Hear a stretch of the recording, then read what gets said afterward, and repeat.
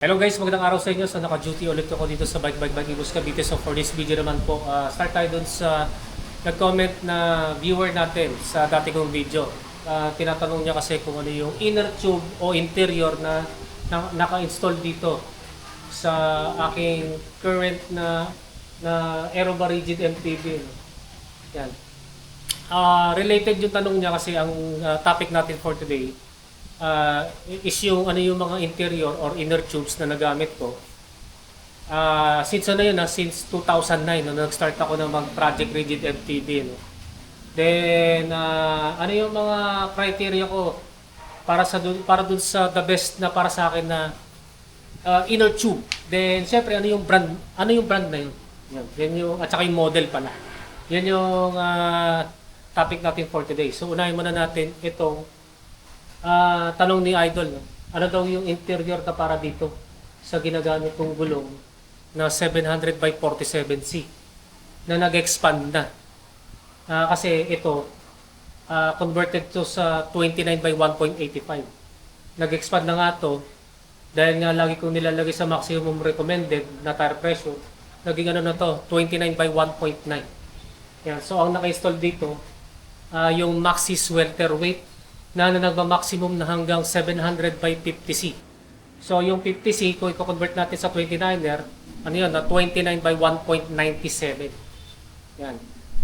Meron naman dito sa shop na conti tube na pang cross, cyclocross or gravel.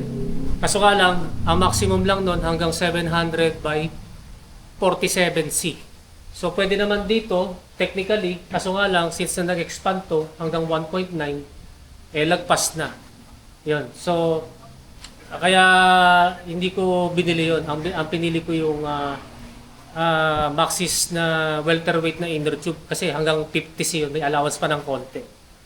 Yan. Yan yung naka-install dito. Dati kasi, yung ano lang, isang interior lang yung nagamit ko na Maxxis. Mahirap maganap dati. Nakatry din ako ng Chaoyang. Yung Chaoyang na hanggang 700 by 50C din yung maximum. Nagamit ko lang ng mga ilang rides, okay naman. Few rides pala, nag-withstand naman yung recommended tire pressure na nilalagay ko sa Continental ko, which is 73 PSI o 5 bar. Ang drawback lang, mabigat kasi yung Chaoyang. Mabigat kasi, ayun nga, mabigat yun, no? Mas magaan kasi yung Maxxis. Then, yung conti tube na dito sa shop na binibenta, mas mabigat din yun kaysa dito sa Maxxis. Kaya Maxxis ang pinili ko. Dito sa particular na gulong na to sa size, no? Na pang, ko, yung 700 by 47C na naging 1.9 na. Yan, then, share ko na rin yung mga interior na nagamit ko dati. Nakagamit na ako ng CST way back pa nung 2009. Kaso nga lang hindi ko nagustuhan yon kasi hindi kaya ng inner tube na yun na CST na mag-withstand dun sa maximum recommended tire pressure na gamit ko dati sa Panaracer of Daco na 26 by 2.3 which is 64 PSI o 65. Ang nangyayari kasi doon, since na hindi kaya, ang nagkakaroon ng puncture no, nanggagaling sa rim. Rim flat yung tawag doon, no? Parang naiipit. Ganun na nangyari dati. Dahil nga sa yung mismong inner tube na rubber, hindi kinaya. Yan. Then nakagamit ako dati ng Kenda tube dati pa, nung 2009 din. Which is na yun, isa rin yung magandang quality. Kayang-kaya doon sa maximum recommended tire pressure na preferred ko, no. Ang drawback lang naman mabigat. Mabigat yung Kenda tube. Aywan ko lang doon sa mga Kenda tube ngayon. Parang kasing sa tingin ko parang napag-iwanan kasi yung Kenda tube.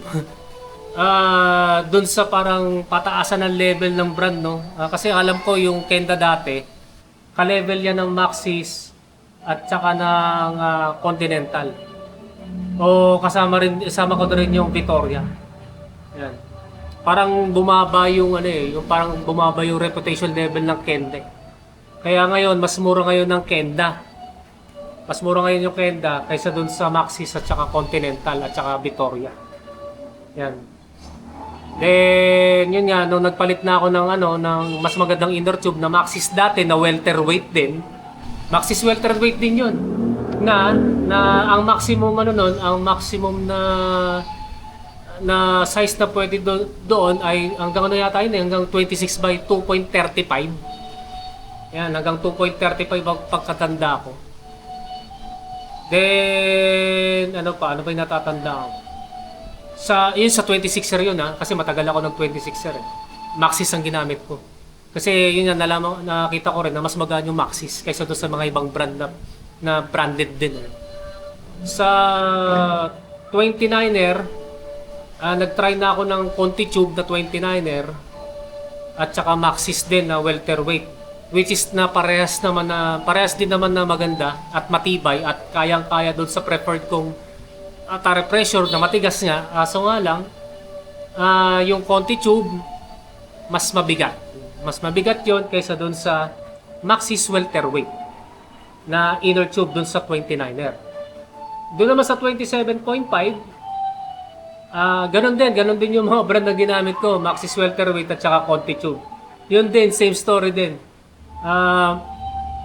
Mas mabigat yung Continental kaysa dun sa Maxis.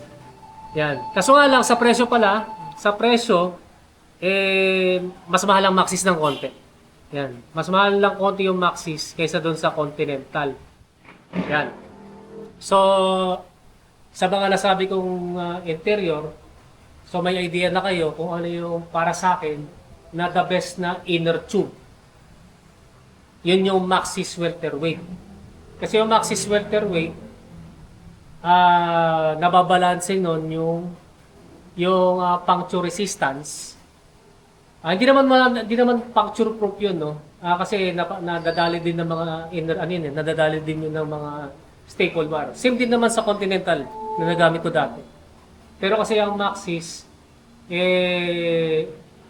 lumamang yung Maxis kasi sa timbang. Mas magaan kasi yung Maxis.